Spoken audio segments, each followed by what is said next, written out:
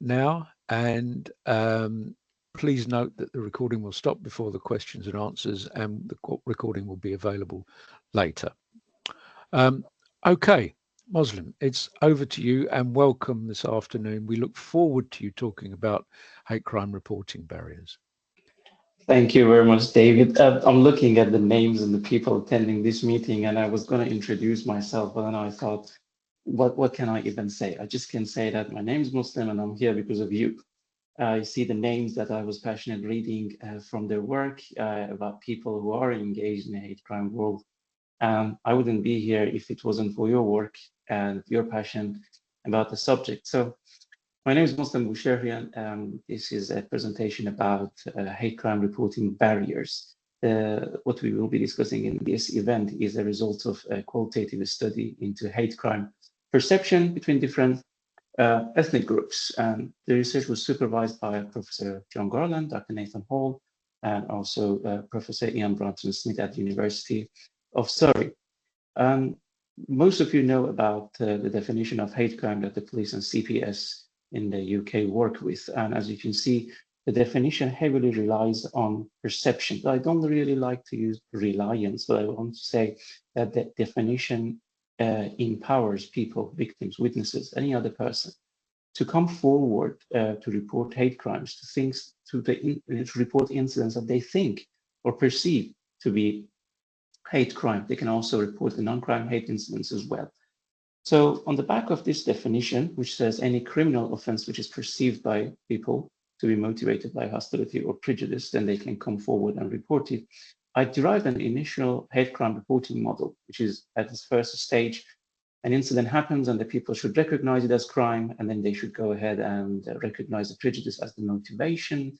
And if the two stand, then they go ahead and report it. Then I was thinking, this word, perception, was put into the definition for a reason. We wanted people to come forward and report. We wanted to give back the voice to the people. But then we all know that hate crimes still are notoriously underreported.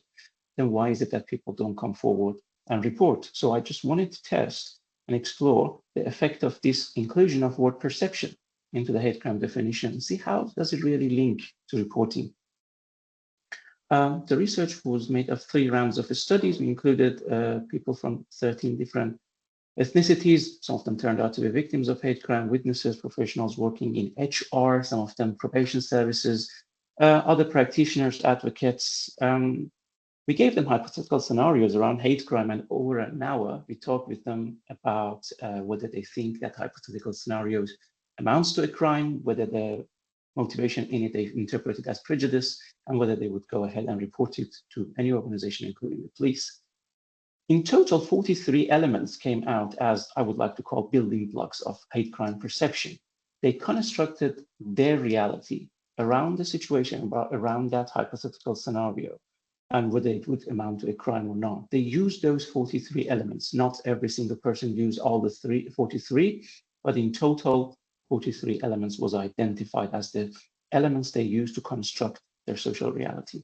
When it came to further data analysis, we grouped them under 12 main themes, but we're not going to go through all of them. Relax. We're going to just talk about a couple, I think two themes and a couple of elements. And then we're going to discuss how we can implement them in studying hate crime in workplaces. The first theme, I adopted legal literacy, and it's basically when participants use the wording of the law, relied on their subjective knowledge of the law, focused on crime seriousness, really tried to confirm whether an intention was in the behavior and therefore call it crime or not. Where does explicit slurs come into all this, the role of verbal abuse, and how much they really relied on evidence before even called something a crime. As some of the advocates in our research we interviewed mentioned, the wording of is very important, wording of legislation. And to us, it may sound understandable, but to normal people, not normal people, but to the public, especially victims who don't understand our culture, language, and legislation. Using the words like prejudice, hostility, animosity, protected characteristics, and that kind of thing may seem vague. And if they don't understand it, they cannot report it. So that was one element that played a huge role in crime recognition, which is the first step of the model. Another element was knowledge of the law. It was surprising that as soon as I asked many participants, do you think that was crime? They said, I don't know. I have to go and search. I have to call someone to ask. I'm lucky that my brother is a retired police officer, so I can go ahead and ask them. As if they couldn't identify an incident as crime if they were not sure it was crime within the wording of the legislation. So when I ask them, what do you think would happen if you call the police and report something that you're not sure about? They think, oh, I wouldn't do that. Something bad is going to happen. The police is going to come after me. There will be consequences. So they, knowing about the law, about the legislation, really gave them the confidence to reporting. And usually the lack of it was a barrier to crime reporting, to even recognizing the incident as crime. But for the ones who felt a little bit more confident about knowing the law, their understanding came out as very inaccurate or insufficient. They really couldn't distinguish between the word crime and illegal. They approached it as two separate incidents. And when something was labeled with like speeding or road incident, they immediately titled it as such and not a crime or not a hate crime, as if something is, if someone is speeding and commits a road felony, then it wouldn't be a crime because it's already called speeding. And if something is crime, then it cannot be illegal and vice versa. So that confusion, really, that subjective knowledge of the law played another barrier in recognizing an incident as crime. Well, there were also people who knew about the law, like they knew verbal abuse is harmful, but they had their own attitude towards the legislation. They said verbal abuse should not be a crime, or the ones who said it can be a crime, they dubbed verbal abuse as crime only because it's impolite. And then because it's impolite, you wouldn't really report something impolite to the police, which you deem it unacceptable, but not really something you want to call crime and then report it to police. Another thing that came out was the intention confirmation. They really wanted to be something I like to call the detective public. They want to do the job of a barrister, a police officer, an investigator. They wanted to make sure the behavior we just introduced to them, like in a hypothetical scenario, was intentional. If it was intentional, if it wasn't, then it wouldn't be a crime. And they generated a lot of excuses, like the person is drunk, they don't know any better, they're gullible. And therefore, because it wasn't intentional in their view, then it wasn't a crime.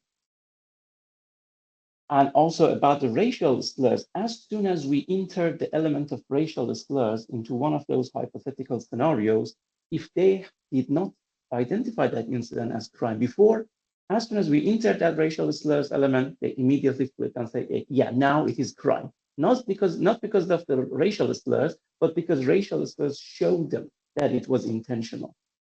But other participants say, okay, I see the verbal abuse here, but words do not really kill you. They doesn't really show, although show intention, but it's not really harmful. And again, that attitude towards verbal abuse and racial slurs prevented them from identifying the incident as crime. Now we go ahead a little bit to the second stage of the model where we talk to participants about recognizing the prejudice as the motivation of that incident. Interestingly, some of them said, well, it's not my job to say it was prejudice motivated. It's police's job. And the reason is because I'm not a police, I'm not trained to identify prejudice as the motivation. And therefore, it wouldn't be up to me. If I am going to call the police about this incident, I would say this happened, that happened, he said this, she said that. And it will be then up to police to identify it as or label it or flag it as hate crime. And that's why we see a lot of people report hate crimes, but when you really go and see the reporting documents, there is no mention of the hate because the participant thinks, the reporter thinks that it is not their job to say it was prejudice motivated, but it's up to the police to decide as such. And therefore, when we give them perception to call, when we empower them with that word perception to call and report hate crime, they don't really use it because they think it's the police's job to call that incident as prejudice motivated. Some people, interestingly, called others, like the victims, snowflakes. And they said they're just too sensitive. It's not really a big deal. I put it under the crime seriousness elements because that attitude is really about crime seriousness. They think what they're experiencing is not really a big deal. It's not really serious. And if the other people think as such, they're just too sensitive. Some other people also said, participants, that yes, there is hatred, but it's really coming out of the lack of respect. But at the end of the day, not all disrespect is criminal. Therefore, again, they wouldn't go ahead and call it a hate crime. Some of them, they understood that racial slurs is something that they should not use. They understood that it might be harmful, but then they go one step further. They said the intention was not there. Back in those days, for example, we were playing with other teams. We used their racial slurs to just wind them up, to make them play badly. We were not intended to be racist. And therefore, because they don't see their own prejudice, when they see it in someone else, they just dismiss it and they don't call that incident as prejudice motivated. Likely the other person said, when we were young, we used to call each other N-word a lot, although most of us were not even black. And when we used that, we didn't mean it as a derogatory term. We meant it as an endearment. You're my team, you're my brother. And again, because they don't see it as prejudice motivated, as something harmful, when they again see it in the society, when we give them hypothetical scenarios involving them, they just dismiss it. Now, bringing it to the a little bit niche area that I want to really get out of this research, the cultural diversity really starts to pop up. A couple of ethnic groups, and here namely Hong Kong Chinese and Iranian groups, really focused on face and facial expression. Whether when we ask them, do you think it was crime, or we ask them, do you think it was prejudice motivated, they really focused on the gaze, the eyes, the looks of between offender and the victim. And if that gaze was there, they would think, okay, yes, because he looked back into my eyes and stared, then I know it was intentional and therefore crime. One Iranian participant says, sometimes you feel that especially British people, the way they are looking at you, it means they're hating. They want to say that I hate you. So that prejudice, that stereotype, that kind of feeling only came from a facial expression that might not really have a strong base.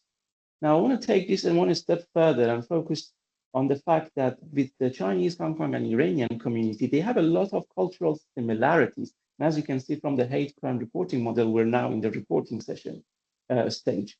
One participant told us, I want to report hate crimes, I really do, but I cannot. Because if other people at my workplace know about it, I will lose face.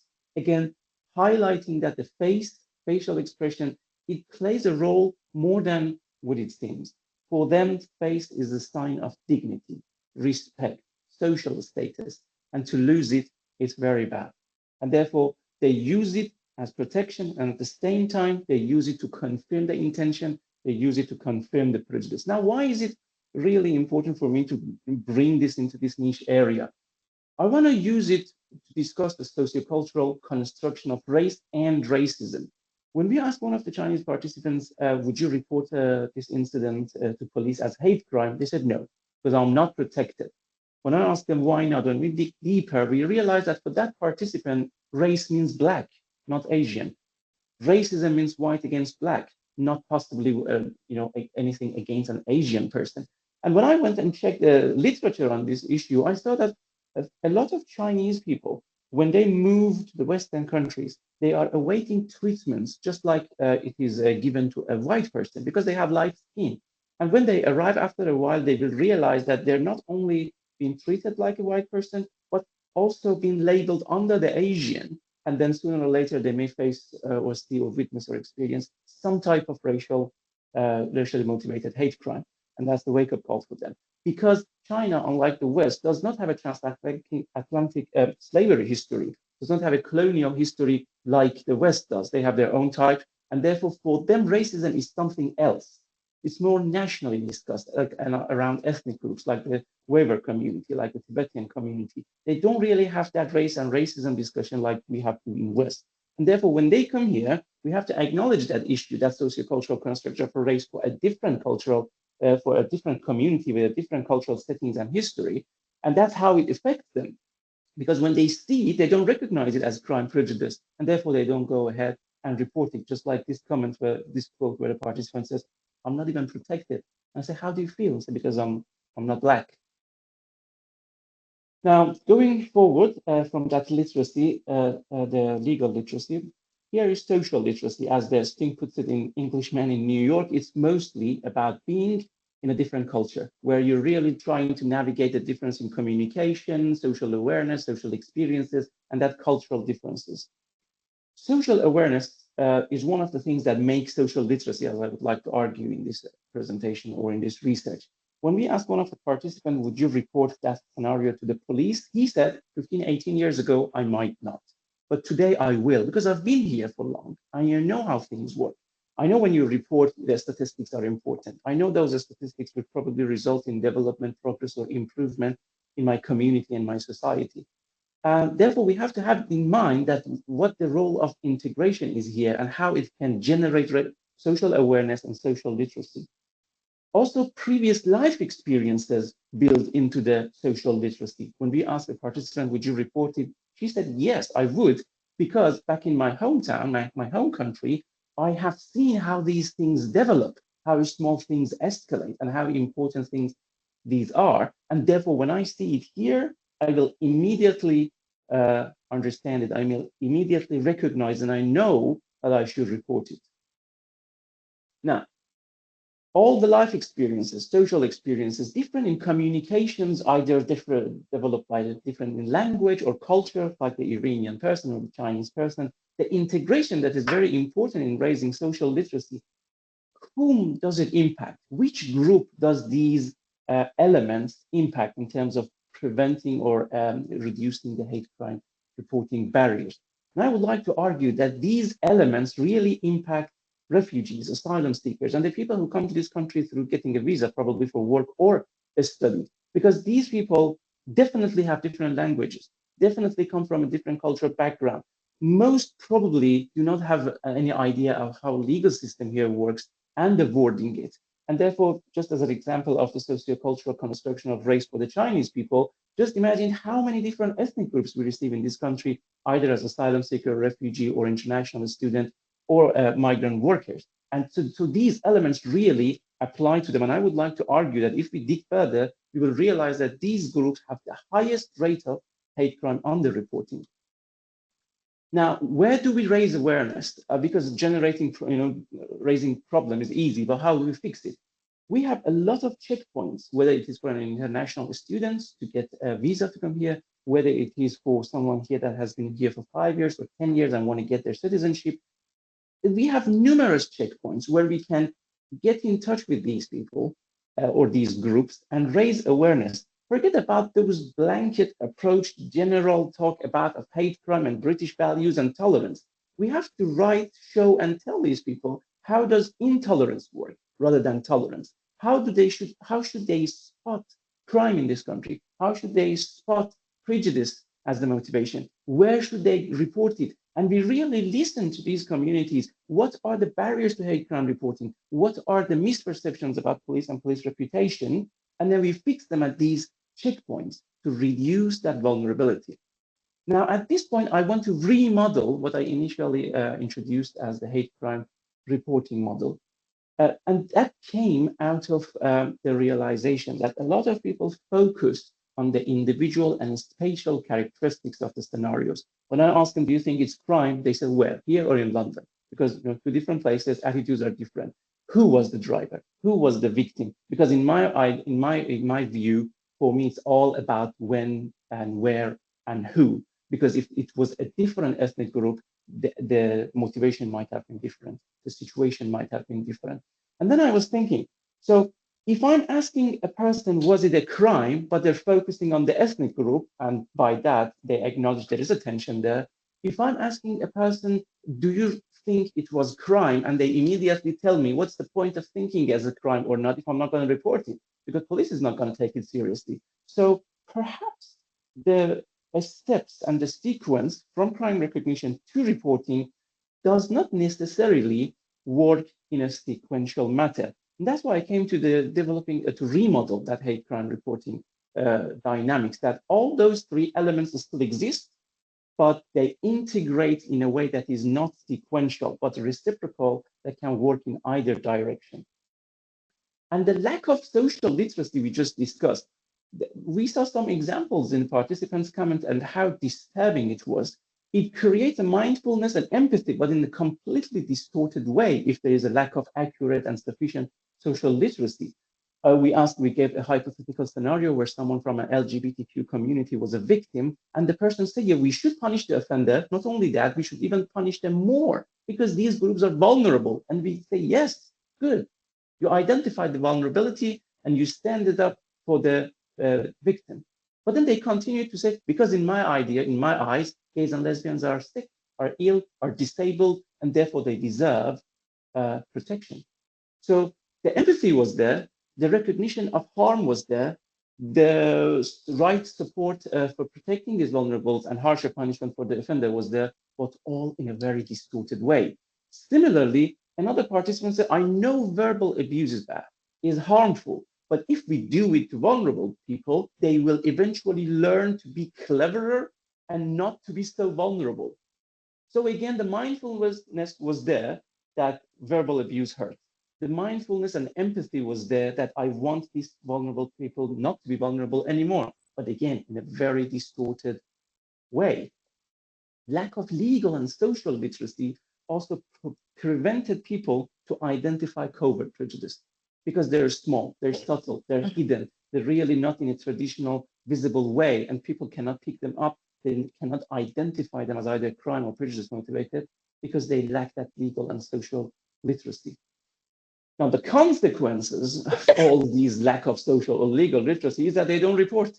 That's the point of this research. Identify the hate crime reporting barriers. One Iranian participant said, I will never do it because I just can't change the mind of the society. I'm just wasting my time. And that's because of that lack of social literacy. They don't see the long term. They don't see how their report really matters. And that's one of the consequences. Lack of legal literacy, just like the previous slide, it leads to lack of reporting hate crimes because they think I can't provide evidence, my evidence is not accepted, police is not going to take it seriously, race doesn't mean Asian, and so on and so forth, and therefore it means that they're not going to report it. Okay, so as an example, we covered two elements and a couple of sub-elements. I want to bring all those and discuss them in the workplace. How would it be different? And by workplace, I mean anywhere but public. And by public place, I mean somewhere that you can call the police. For example, a company where you work is a workplace. Why? Because you can report something to your line manager. Someone as a student can report something to their head teacher. Someone who's in a post office queue can report something to a security guard, and so on and so forth. Even on public transport, you can call the TFL, for example, or you can report something to the bus driver. Anywhere that we have these proxy authorities where you can report something to instead of the police or alongside the police, I would call it in this research a workplace.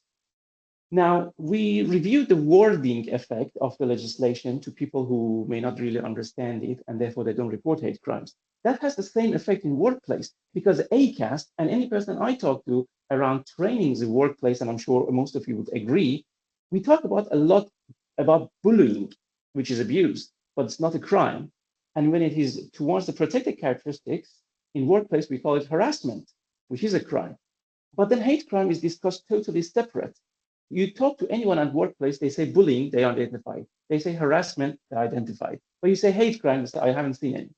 So because the wording is different, harassment has all the hallmarks of a hate crime, but still it is discussed separately. So if you don't tell people a lot about hate crime may happen in workplace and you can report it to police, then what they will see, they will label as either bullying or harassment, and therefore automatically they're going to think about reporting it to line manager, not to the police. Some participants said, well, I have to bring evidence and give it to police. Police will always want me to give the evidence. And I don't have evidence. I cannot prove myself to police because police don't know me, but my colleagues do. They trust me. I've been working in this company, so my colleagues can be my witness. And because they have that bad reputation about the police procedure, they skip calling them and they rely on their internal channels because then it is less procedural. They immediately can go to line manager or HR and report it, and they will be more trusted. Also, they told, when I asked them, when was the last time you got a training about hate crimes? I said, I don't remember. We know a lot about bullying and harassment, discrimination, inclusion, equality. We get a lot of trainings on those, but I don't remember any training on hate crime. It might have been delivered, but in their mind was not fresh at all. And they've been constantly tell if something happens, report it internally.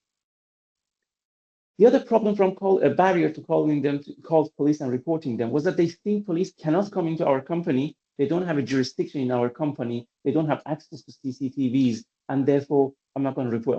I'm going to report it to. I'm going to report it internally because they can investigate it. Police is outside and they cannot.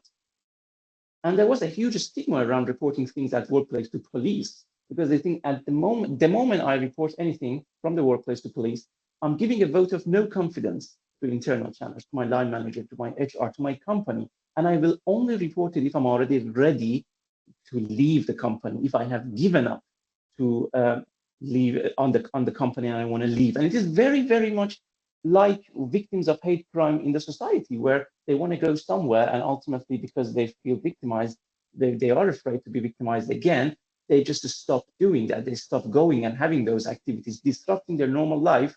So also in the workplace, the moment they decide to report it to police, it will be when they are ready to leave their work, leave their career, just because of that stigma. Now, we on this side have to think about some tough questions. How capable the internal mechanisms of a company is in dealing with hate crimes. Are they culturally sensitive? Um, are the line managers, the HR, the staff, are they aware of the community tension? Are they culturally trained to those sensitive issues? And whatever justice it may be in our eyes, can they deliver it?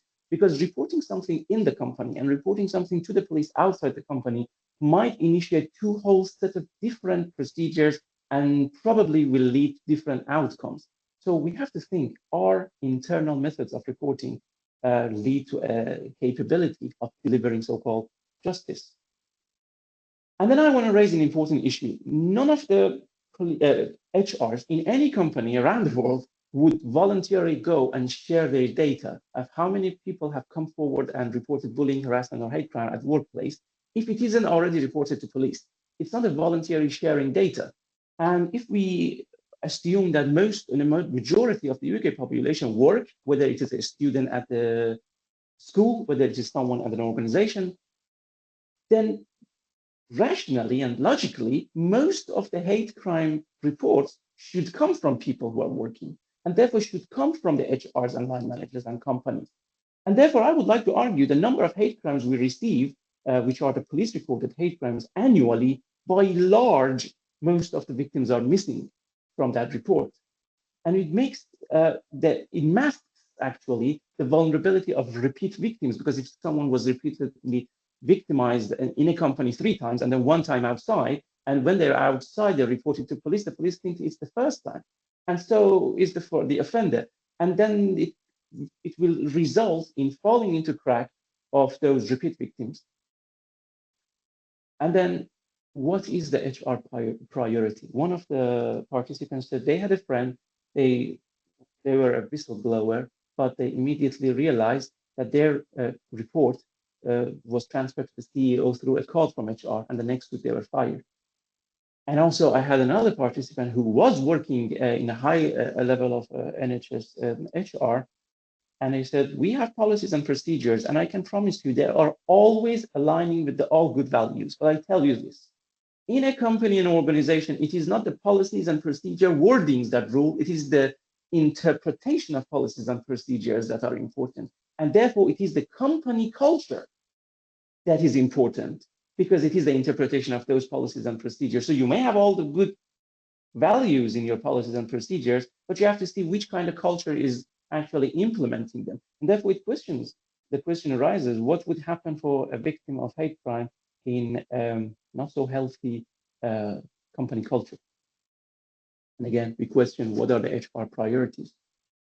Now, I want to bring a little bit of academic relevant part, if I dare and if I may, to all those good people and professionals and academics. I find the research results to really push forward academia a little bit from my point of view. The hate crime reporting model that I drive, in terms of crime recognition, we identified 40 elements that the participants used to construct their worldview. And therefore, I would argue if you want to go and study crime recognition, you have to adopt a constructivist point of view. But when you want to talk about prejudice and whether they think that crime or that behavior was prejudice motivated, then when I talk to participants, they jump left and right from element to element. Nothing was really concrete. And I soon realized it is actually a very, very subjective interpretation for them. Something as verbal abuse, some of them thought it is healthy, it is a term of endearment, whereas the other person thought it is harmful, but just a sign of disrespectful, not hatred, but the other person thought, okay, now it's hatred, now it's prejudice motivated, based on no actual proof, any of them. So it was totally interpretivist. And then including the word perception in the hate crime definition, if not to generate more hate crime reports, then what is it for? So at the end of the day, if even crime recognition happens, if prejudice recognition happens, if it doesn't lead to reporting, then practically at that stage of reporting barriers should be studied under pragmatism.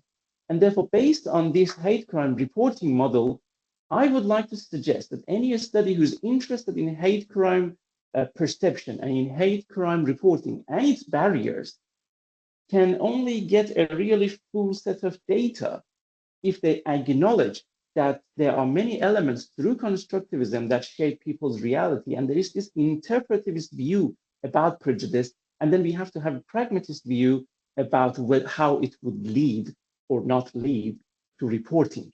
And we have to also acknowledge that all those 43 elements was not all used by every single participant from every single ethnic group. You picked and choose some of them, and even for the ones that picked the same elements, the dynamics of those elements, how they interacted with each other, was not the same way. I mean, I gave only one example about the sociocultural construction of race in Chinese people, but there are so many for different ethnic groups. And therefore, we have the elements, we have the interpretation, but how do we use a theory to allow the investigation of those different dynamics? How do we acknowledge that there are different and numerous dynamics that affect people of different ethnic group? And therefore, I just derived this word integrated hate crime perception theory, a theory based on a multi-paradigm approach, based on a multi-stage hate crime reporting model that would allow the academic researcher to investigate the barriers to hate crime reporting from different points of view at different stages and for different ethnic groups. And with that, I'll stop. I think did I go 30 minutes? Moslem, your timing is impeccable. It's wonderful. Yeah, that's great. Thank you very much for a very informative presentation where you've raised lots of new things and lots of stuff for us to think about. I'll invite questions in a moment from the audience. And on doing so, I'll switch the recording off. So if you'd like to raise your hands, I'll take the questions in the order that they come up on my screen. But just while the recording is running, I'll just remind you about the February 19th event where we have Mark Walters, professor from Sussex University, answering questions on the research journey, on PhDs, on legislation in the UK and on hate crime. The whole event will be recorded. Which is unusual for us, but the whole event will be recorded because it would be ridiculous being a Q&A event not to record it. So just to let you know what's going on there. At this moment, I will stop the recording.